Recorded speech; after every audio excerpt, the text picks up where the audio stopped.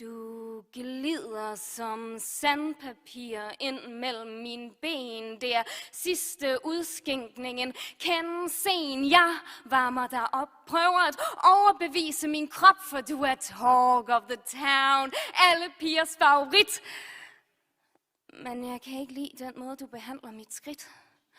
Vi har været her før, og jeg er alt for tør ind og ud. Du kører op af min hud, dit gummi giver mig brændsår, og det føles som seancen tager flere år ud. Og inden frustrationen kryber sig ind under mit skin, jeg har lyst til at skrige og flutter ud, så vil jeg hellere være i underskud, for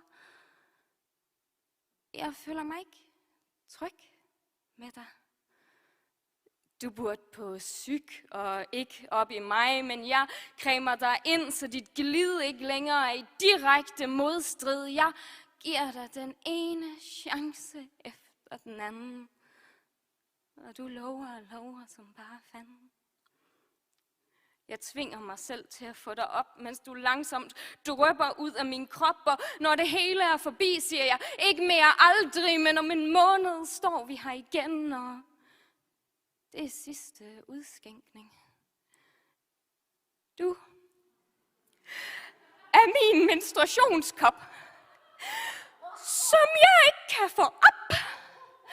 Du er djævlen selv, det der slår mig halvt ihjel. Du er råb og gråd, værre end en luders udflåd. Du er det værste, der er sket for mit underliv, og jeg genbruger dig naiv, for mine veninder synger alle på vers.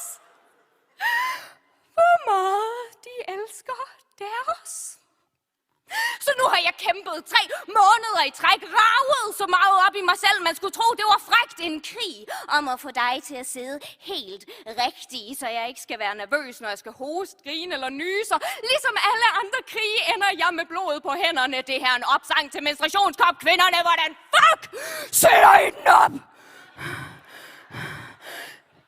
Hvis der sidder nogen derude, der kan løse den her situation. Teach me, master. Kom herop. Lav en PowerPoint-præsentation, for jeg har googlet på livet løs. Prøvet alle størrelser. Det er håbløst.